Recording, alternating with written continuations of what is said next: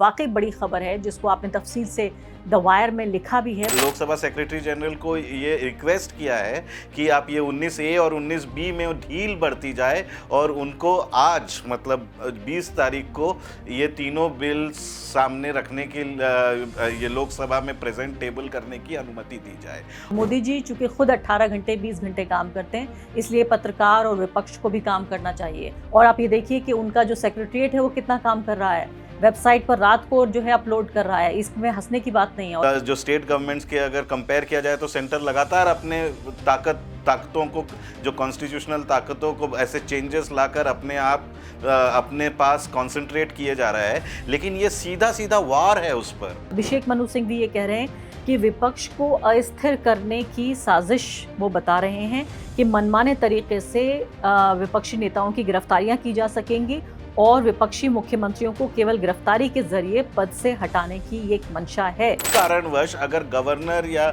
Lieutenant governor ऐसे minister या chief minister को हटाने में देरी कर देते हैं तो 31वें दिन से वो अपने आप ही मिनिस्टर या चीफ मिनिस्टर के पद से उनको हटना होगा। कि ईडी इतने ज्यादा नाकारा हैं, ये तमाम जो एजेंसियां हैं, कि केस तो बना लेते हैं, चूंकि केस झूठी बुनियाद पे बने होते हैं, या मैं कहूँगी अपना इन्वेस्टिगेशन ठीक से नहीं कर पाते, कि आप बता रहे हैं 100 में से एक केस भी नहीं टिक पाता है। कोई भी आदमी is innocent until proven guilty, ये रूल ऑफ लॉ का सबसे पहला प्रिंसिपल है। इसको पूरी तरीके से रिवर्स कर दिया है इस 130th कॉन्स्टिट्यूशनल अमेंडमेंट बिल ने। नमस्कार, द वायर में आपका स्वागत है। मैं हूं आरफा खानम शेरवानी। मैं आपको याद दिलाना चाहती हूं वो वक्त जब दिल्ली के मुख्यमंत्री, उस वक्त के मुख्यमंत्री अरविंद केजरीवाल को गिरफ्तार करके जेल भेज दिया गया था और ऐसा लगता था कि आसमान टूट पड़ेगा। हर तरफ से उनके लिए नैतिकता की दुहाइयां दी जा रही थी कि भाई एक ऐसा मुख्यमंत्री जो एक संगीन अपराध में जो जेल में है, उस पर मुकदमा चल रहा है, आखिर वो इस्तीफा क्यों नहीं देता। मैं कहूँगी कि इस बात की तारीफ करनी पड़ेगी अरविंद केजरीवाल की, उस वक्त ही इन्होंने देख लिया था कि इस सरकार की जो नापाक साजिश है, जो मंशा है, वो किस तरह की है। अब देखिए आप अरविंद केजरीवाल जैसे लोगों को, यानी भविष्य के जो मुख्यमंत्री हैं, उनको किस तरह से अपने पद से हटाया जाए, उसके लिए एक बड़ा ही गैर कानूनी किस्म का कानून लेकर ये सरकार आ रही है। अब इस सरकार में जो फिलहाल ये आप ये देखिए विधेयक है जिसको पार्लियामेंट में पेश किया गया, इसका नाम है संविधान संशोधन विधेयक, संविधान 130वां संशोधन विधेयक है ये। इसको अभी तो फिलहाल पार्लियामेंट में पेश किया गया आज, और उसके बाद जो पार्लियामेंट की जॉइंट पार्लियामेंट्री कमेटी है उसको भेज दिया गया है। लेकिन तलवार जो है वो सर पर लटक रही है। आपको मैं आगे जो इसके जो प्रोविजंस हैं जब आपको बताऊंगी तो आप सोच में पड़ जाएंगे कि क्या वाकई भारत के लोकतंत्र को अब और भी ज़्यादा कमज़ोर किया जा सकता है। हम भारत के लोकतंत्र की जो गुणवत्ता है, जो स्थिति है इस वक्त, वो इतने ख़राब दौर से हम गुजर रहे हैं कि एक तरफ वोट चोरी का आरोप लग रहा है, जहां हमारा सबसे बुनियादी अधिकार, एक आम आदमी का वोट देने का अधिकार, वो ख़तरे में है। और ऐसा लगता है कि इतनी धांधली काफ़ी नहीं है, तो और धांधली करने की जो मंशा है। अब सुनिए आप, मैं जो आपको बताने जा रही हूँ, तो आप ये देखिए कि इस बिल में प्रावधान क्या है। वो ये कि कोई भी मंत्री, मुख्यमंत्री, यहाँ तक कि प्रधानमंत्री भी होगा, किसी अपराध में गिरफ्तार होकर अगर वो 30 दिन तक अगर वो जेल चला गया, सिर्फ 30 दिन तक। अरविंद केजरीवाल और हेमंत सोरेन दोनों मुख्यमंत्री, सिटिंग चीफ मिनिस्टर्स को जेल भेजा गया था, दोनों 30 दिनों से कहीं ज़्यादा जेल में थे। अगर सिर्फ 30 दिन तक कोई मुख्यमंत्री अगर जेल में होता है तो 31वें दिन ये मंत्री, ये मुख्यमंत्री या प्रधानमंत्री अपने पद पर बाकी नहीं रह सकता। कितना संगीन है, आप इस बात को देखिए। और उसे अपने पद से हटना पड़ेगा। और ये जो प्रस्तावित कानून है, राज्यों और केंद्र शासित प्रदेशों के मंत्रियों और मुख्यमंत्रियों पे नहीं, बल्कि मैंने आपको बताया कि प्रधानमंत्री तक पर लागू हो सकता है। अब इसको मैं बहुत सिंपल तरीके से आपको समझा देती हूँ। वो ये कि आप देखिए केस कैसे चलते हैं, जो आपराधिक मुकदमे हैं वो कैसे चल रहे हैं। जो केंद्र से शासित एजेंसियाँ हैं, चाहे वो एजेंसी ईडी हो, सीबीआई हो, या इनकम टैक्स की भी मैं कहूँगी कि तमाम जो संस्थाएं हैं इस तरह की, ये मुकदमे दायर करती हैं। जो केंद्र में बैठी हुई है पॉलिटिकल पार्टी, कहने में भी झिझक नहीं होती अब, उसकी तरफदारी करते हुए उसके बिहाफ पर ये करती हैं। और जब ये एजेंसियां मुकदमा दायर करेंगी और ये मंत्री और बाकी दूसरे जो मंत्री हैं, मुख्यमंत्री हैं, वो जेल जाएंगे, और 30 दिन तक अगर वो जेल में चले गए तो आप समझिए कि ख़त्म हो गया मामला। सीधे तौर पर इसको साफ साफ पूरा ऑपोजिशन इस पे हंगामा कर रहा है, चिल्ला रहा है और कह रहा है, चेता रहा है जनता को कि ये ऑपोजिशन पार्टियों के ज़रिए जो भी बचे खुचे जो राज्य बचे हैं उनसे भी मुख्यमंत्रियों को हटाने की ये तरकीब है। अब यहाँ पे आर्ग्यूमेंट ये आ जाता है कि भाई प्रधानमंत्री को भी तो हटाया जा सकता है। अब यहाँ हंसी आ रही है कि वाकई क्या मजाल है किसी भी इन्वेस्टिगेटिव एजेंसी की, किसी जांच एजेंसी की, कि प्रधानमंत्री को छू भी सके? क्या मजाल है कि वो भेज देगा प्रधानमंत्री को कोई भी जांच एजेंसी 30 दिन के लिए जेल में? तो ये जो पूरा खतरनाक मामला चल रहा है, इसको किस तरह से समझें? मेरे सहयोगी द वायर में अजय आशीर्वाद मेरे साथ इस वक्त मौजूद हैं। अजय, सबसे बड़ी बात तो आपने ये बड़ी स्टोरी ब्रेक की, इसके लिए आपको शुभकामनाएं, बधाई हो। और ये वाकई बड़ी खबर है जिसको आपने तफसील से द वायर में लिखा भी है। मुझे सबसे पहले ये बताइए कि इस पे जो नैतिकता और संविधान की जो दुहाइयाँ दी जा रही हैं कि एक ऐसा अपराधी, जो व्यक्ति जिसके ऊपर आरोप लगे हुए हैं, उसको कोई हक ही नहीं है कि वो पद पे बना रहे। जी आरफा, पहली बात तो ये है, जो ये बिल का पूरा जो ढांचा है तीनों बिलों का, वो एक तरीके से एक अभूतपूर्व पावर एग्जीक्यूटिव को दे देता है। और आपने अभी एक कॉन्टेक्स्ट तो दिया ही किस तरीके से ये जो 130वां जो संशोधन कानून है, बिल लेकर आए हैं, कॉन्स्टिट्यूशनल अमेंडमेंट बिल, उसमें आप उसमें एक नया क्लॉज इंसर्ट कर रहे हैं ये लोग। तो उसमें ये बताया जा रहा है कि अगर कोई भी मिनिस्टर या चीफ मिनिस्टर 30 दिन तक डिटेन या अरेस्ट हुए कंटिन्यूअस 30 दिन तक, तब गवर्नर्स और या फिर यूनियन टेरिटरी के में जो लेफ्टिनेंट गवर्नर होते हैं, उनको ये पावर होगी कि ये सीएम को रिमूव कर सकते हैं, और या फिर सीएम के किसी भी कैबिनेट मिनिस्टर को भी रिमूव कर सकते हैं अगर वो 30 दिन तक अरेस्ट हुए हो या डिटेन हुए हो, और ऐसे ऑफेंस में हुए हो जो पनिशेबल फॉर 5 years और मोर हो। तो ये अजय, एक क्या आप ये कह रहे हैं कि अभूतपूर्व सिर्फ गिरफ्तारी ही नहीं, आप कह रहे हैं तरीके का क्लॉज है? आप ये कह रहे हैं मतलब कि ये पहली डिटेन भी बार क्या हो, अगर हिरासत में भी रखा गया ये हो तब भी ऐसा हो सकता है? बस हिरासत में, कन्विक्शन की ज़रूरत नहीं है। आज तक जो रूल ऑफ लॉ हमेशा जो कॉन्स्टिट्यूशन में लिखा गया है, और ये मान के चला जाता है कि कोई भी आदमी is innocent until proven guilty, ये रूल ऑफ लॉ का सबसे पहला प्रिंसिपल है। इसको पूरी तरीके से रिवर्स कर दिया है इस 130th कॉन्स्टिट्यूशनल अमेंडमेंट बिल ने। तो अब ऐसा हो सकता है कि अब मान लीजिए, अब जैसे केजरीवाल या हेमंत सोरेन, ये जिन केसेस में थे, उन में जो 6 महीने अंदर ये जेल में थे और 5 साल से अधिक वो उन ऐसा ऑफेंस में डिटेन किए गए थे जो 5 साल से अधिक पनिशेबल है, तो उनको, लेफ्टिनेंट गवर्नर को या झारखंड के गवर्नर को, ये पूरी ताकत होती है, अगर ये अमेंडमेंट बिल पास हो जाए तो पूरी ताकत होगी कि इन दोनों को अपने सीएम के पोजीशन से हटा दिया जाए। और आपने जो देखा कि दिल्ली में न सिर्फ अरविंद केजरीवाल बल्कि तमाम मिनिस्टर्स को 1-1 साल तक जेल में रखा गया, तो वो कोई भी मिनिस्टर नहीं होते। और इसमें, इस विधेयक में ये भी लिखा गया है कि किसी कारणवश अगर गवर्नर या लेफ्टिनेंट गवर्नर ऐसे मिनिस्टर या चीफ मिनिस्टर को हटाने में देरी कर देते हैं, तो 31वें दिन से वो अपने आप ही मिनिस्टर या चीफ मिनिस्टर के पद से उनको हटना होगा। ही विल ऑटोमेटिकली, यानी कि सिफारिश की भी जरूरत नहीं पड़ेगी, राष्ट्रपति की और गवर्नर की सिफारिश की भी जरूरत नहीं पड़ेगी। अब मैं 2 लाइनें पढ़ के सुना रही हूँ दर्शकों को। अजय, थोड़ा बर्दाश्त कीजिएगा और कोशिश कीजिएगा कि आप ना हंसें इस बात पे। वो 2 लाइनें क्या हैं कि ये बिल क्यों लाया गया है। ये बिल लाने की जो मंशा है वो ये कि जनता के जरिए चुने गए लोगों की आशा और उनके भरोसे का प्रतीक होते हैं ये नेतागण। ऐसे में उनका चरित्र और आचरण किसी भी संदेह से परे होना चाहिए। और कोई मंत्री गंभीर अपराधों में गिरफ्तार होकर लंबे समय तक जेल में है, तो संवैधानिक जो नैतिकता है, यानी कॉन्स्टिट्यूशनल जो मोरालिटी है, सुशासन और जनता के विश्वास को ठेस पहुंचता है। टिप्पणी आपकी है अजय जी। मतलब अगर मैं कुछ देर के लिए अगर सरकार की आर्ग्यूमेंट को मान कर भी चलूं, तो मुझे ये समझ में नहीं आ रहा है कि अगर नैतिकता ही इतनी नैतिकता का सवाल था और इन विधेयकों को नैतिकता को पुरजोर मतलब उनको स्ट्रेंथन करने के लिए लाया जा रहा है, तो इतने सीक्रेसी के साथ क्यों आप लेकर आ रहे हैं? आप देखिए कल की पूरा पूरा घटनाक्रम, ये जो तीनों विधेयक थे, जो अमेंडमेंट बिल्स थे, ये किसी को भी पूरी मॉनसून सेशन 21 तारीख तक ही चल रहा है, किसी को भी नहीं मालूम था कि इस पे डिस्कशन है। नैतिकता का विषय तो पूरा पॉलिटिकल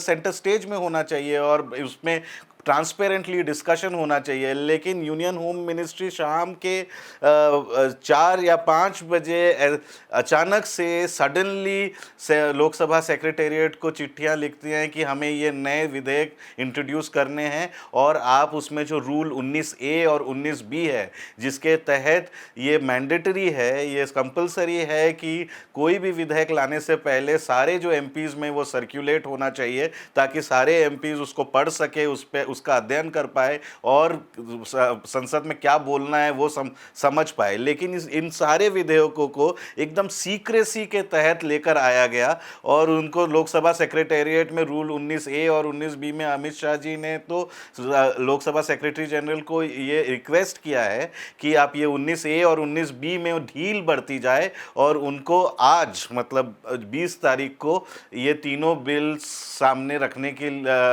ये लोकसभा में प्रेजेंट टेबल करने की अनुमति दी जाए। और आप देखिए, और ये शाम के 6-7 बजे घटना ये हो रही है, और तब तक लॉ एंड जस्टिस मिनिस्ट्री ये विधेयक जो था सारे जो है उसको फाइनलाइज नहीं किया था ड्राफ्ट। तो उसका ये मतलब होता है कि अनुमति के बावजूद लोकसभा का जो पोर्टल है उसमें बिल की कॉपीज नहीं थी। वो रात को 11 साढ़े 11 बजे बिल की कॉपीज चढ़ाई गई बड़े ही आनंद फानन में, ताकि आज सुबह उस पर डिस्कशन हो पाए। तो आप देखिए, अगर नैतिकता का विषय है तो वो तो खुले दिल के साथ करना चाहिए कि, और सारे उसमें मुझे लगता है सारे सांसद एकमत होते कि नैतिकता के बारे में हम किस तरीके से अपने कानूनों को स्ट्रॉन्ग कर सकते हैं। लेकिन इसकी मंशा मुझे नहीं लगता इस तरीके से थी।